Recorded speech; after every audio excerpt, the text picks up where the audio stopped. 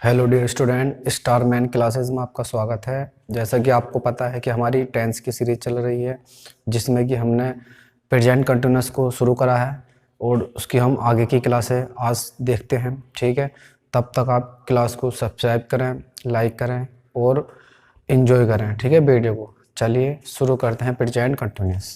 पहला क्वेश्चन है हमारा, ही फॉर हिज बुक। तो देखो फॉर यहाँ पर क्या है, आपकी प्रीपोजिशन है। प्रीपोजिशन के बाद क्या आते हैं, आपके ऑब्जेक्ट आते हैं। ठीक, अब हमें क्या भरनी, लुक वर्ब भरनी है। या तो आपकी हेल्पिंग वर्ब आ गई या फिर आपकी मैन वर्ब आ गई। तो देखो लुक का मीनिंग होता है, एक तो होता है लगना या प्रतीत होना, और एक लुक का होता है देखना। तो देखने के सेंस में हम क्या यूज करेंगे, आपका लुक एट, देखने के लिए।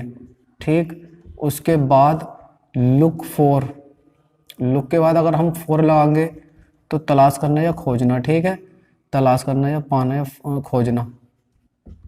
ठीक, मगर जब खाली लुक का मतलब होता है लगना या प्रतीत होना, ठीक है, तो उस इस रूप में आईएनजी का यूज नहीं होगा। तो देखने के सेंस में आपका आईएनजी का यूज हो जाएगा। ठीक है, हम इस स्ट्रक्चर में अगर लुक का था एड प्रीपोजिशन लगाते हैं तो आईएनजी में यूज़ कर लेंगे। खोजने के सेंस में भी क्या है, आईएनजी में हम इसका यूज़ कर लेते हैं। मगर वैसे लगना या प्रतीत होने के सेंस में इसका आईएनजी में यूज़ नहीं करते हैं। ठीक, अब यहाँ पर देखते हैं फॉर हिज बुक। देखो फॉर आ रही है प्रीपोजिशन, तो इसका मतलब फॉर अगर लुक के साथ फॉर आ रही है तो क्या होगा, खोजना।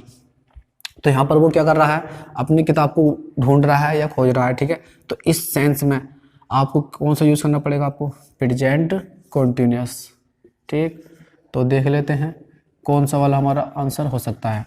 तो पहले वाला देखते हैं। देखो एम क्या है, ये हेल्पिंग वर्ब है, वर्ब की आपकी आईएनजी फॉर्म है। ठीक है, यहाँ पर मगर ये चेक करिए सब्जेक्ट क्या हमारा सिंगुलर ही है, तो ही के साथ क्या लगेगा, आपका एम लगेगा या आर लगेगा, इज लगेगा।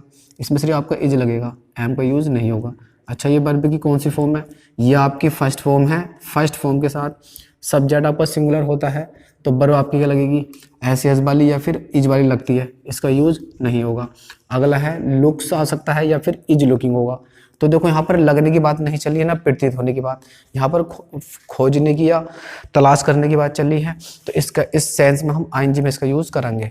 ठीक है, लुक्स का भी यूज नहीं होगा, आपका आंसर हो जाएगा ये वाला।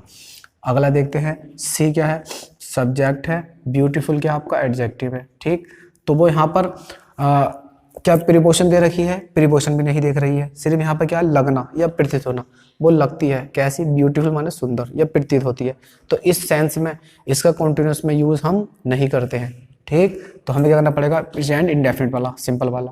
तो देख लेते हैं, इज क्या है आपकी, ये हेल्पिंग वर्ब हो गई। लुक्स क्या है, वर्ब की S usual form.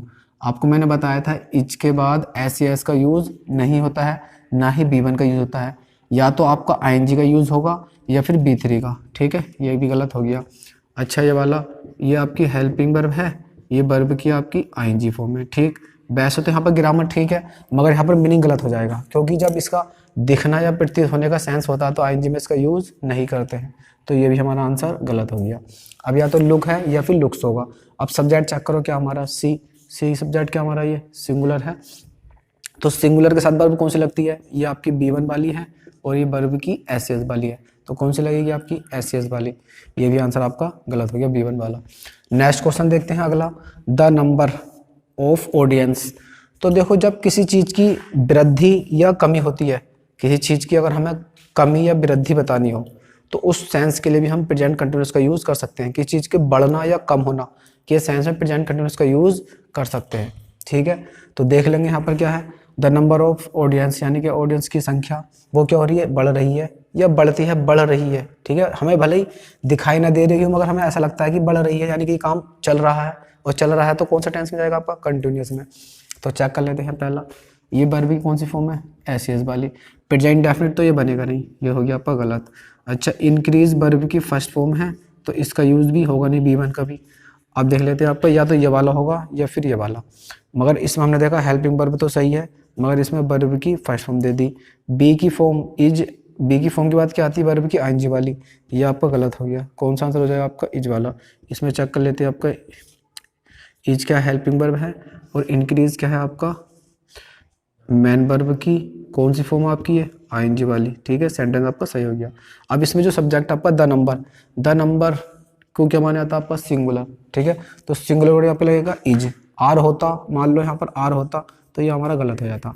The number of के बाद जो आती है वर्ब आती है सिंगुलर, और आ नंबर ऑफ के बाद आती है वर्ब प्लूरल वाली, ठीक। अगला आ जाओ, हर परफॉर्मेंस क्या होगी आपका, ये सब्जेक्ट है, और इज क्या हमारी हेल्पिंग वर्ब है, क्योंकि उसके बाद हमें क्या भरनी है, मैन वर्ब, ठीक।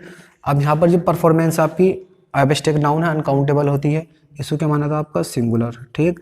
सिंगुलर जब हो गई तो आपकी इज सही है, अब हमें भरनी है यहाँ पर मैन वर्ब। तो उसकी जो परफॉर्मेंस है वो क्या हो रही है, ग्रेजुअली माने धीरे धीरे, ग्रेजुअली माने धीरे धीरे क्या हो रही है, सुधर रही है, कम हो रही है, या मतलब वीक हो रही है। कहीं ना कहीं आपको इसमें कोई चीज़ अगर कम या ज़्यादा होने के लिए, ठीक है, तो कौन सा टेंस लगेगा आपका, प्रेजेंट कंटिन्यूअस। तो चेक कर लीजिए पहला वाला, इसमें देख लेते हैं पहला वाला आंसर में इज क्या हेल्पिंग वर्ब है, इसके बाद हमें क्या भरनी है, मैन वर्ब। मगर उससे पहले ग्रेजुअली क्या है, ये एडवर्ब है, ठीक है, एडवर्ब ऑफ फ्रीक्वेंसी, और ये क्या हो गई हमारी मैन वर्ब की आईएनजी फॉर्म है। तो अब ये देखो यहाँ पर आईएनजी तो सही है, मगर ये ग्रेजुअली जो है आपका इसकी पोजीशन गलत है। एडवर्ब फ्रीक्वेंसी जो रखी जाती हैं जैसे ऑलवेज है, सेल्डम है, नेवर है, तो इनका यूज़ करते हैं मैन वर्ब से पहले और हेल्पिंग वर्ब के बाद, ठीक। तो ये कहाँ पर होना चाहिए था, ये यहाँ पर होना चाहिए था मैन वर्ब से पहले, तो ये आपके तो बाद में है, ये आंसर हो गया हमारा गलत। फिर देख लेते हैं ये वाला, इम्प्रूविंग क्या है, मैन वर्ब की आपकी आईएनजी फॉर्म हो गई, और ग्रेजुअली क्या हो गई आपकी एडवर्ब ऑफ फ्रीक्वेंसी। तो ये ठीक है, मैन वर्ब से पहले आ रही है और हेल्पिंग वर्ब के बाद, तो हमारा आंसर ये हो जाता है, ठीक है, हो जाएगा, सही आंसर है। अब देख लेते इम्प्रूव, ये वर्ब की फर्स्ट फॉर्म है और वर्ब की एसएस वाली फॉर्म है। आपको पता है इज के बाद या बी की फॉर्म के बाद B1 या B5 का यूज नहीं होता, तो ये गलत हो गया आपका, ये भी गलत हो गया। अगला देखते हैं, अगला क्वेश्चन, तो it that he will fail in this plan. तो एपियर भी ऐसी वर्ब है जो मालूम पड़ना, ठीक है, मालूम पड़ने के सेंस में, दिखाई पड़ना, ठीक है।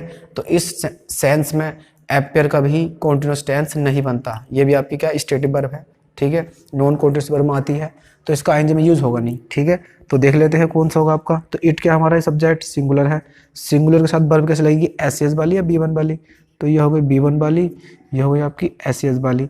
तो B1 वाली तो आपकी कट गई, ये एपियर्स वाली हो सकती है, मगर इसमें देखेंगे ये कौन सी आपकी आईएनजी वाली है। आईएनजी वाली जब आती है जब इससे पहले हेल्पिंग वर्ब हो, इज एम आर कोई सी वर्ब हो, बी की फॉर्म भी नहीं है, ये भी आपका गलत है।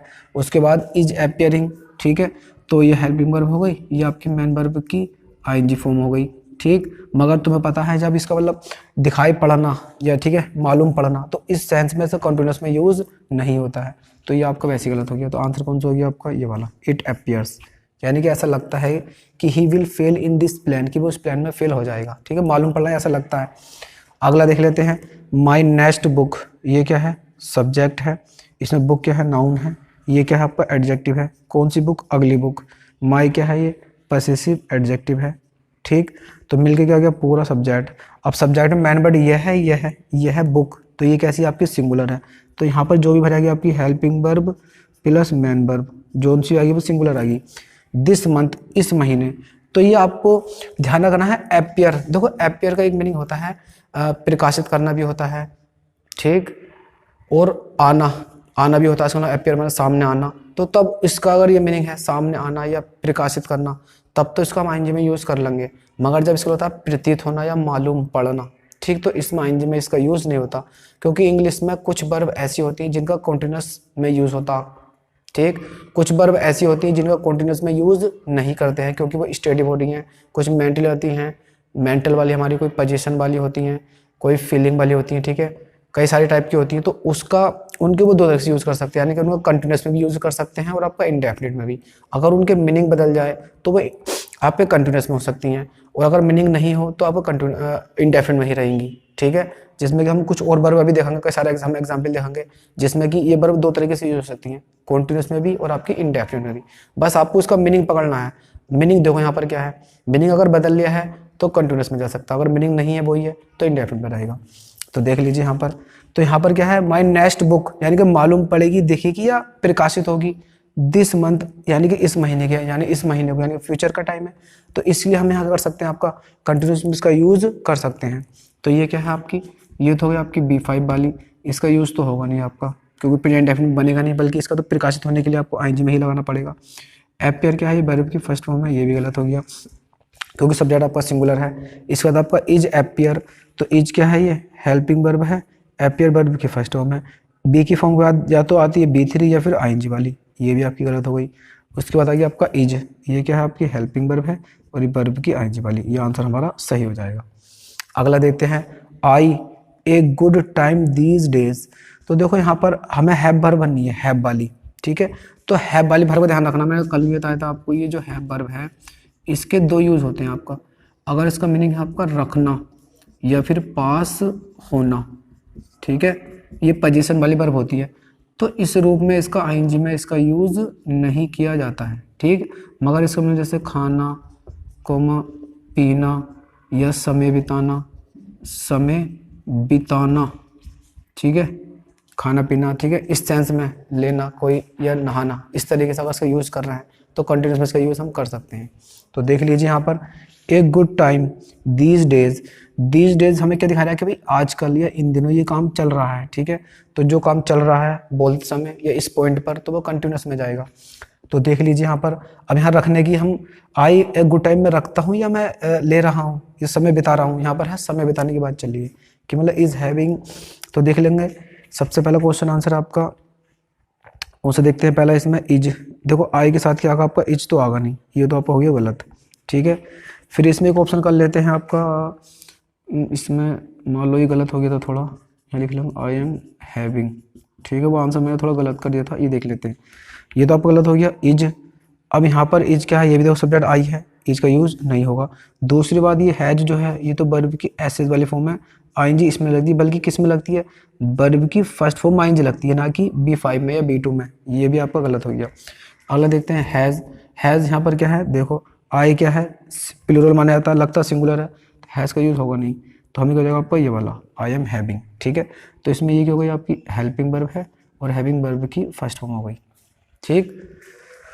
चलो देखते हैं नेक्स्ट क्लास में आकर, ठीक है। तब तक के लिए क्लास को एंजॉय करो, ठीक है, और ज़्यादा से ज़्यादा आप सब्सक्राइब करो।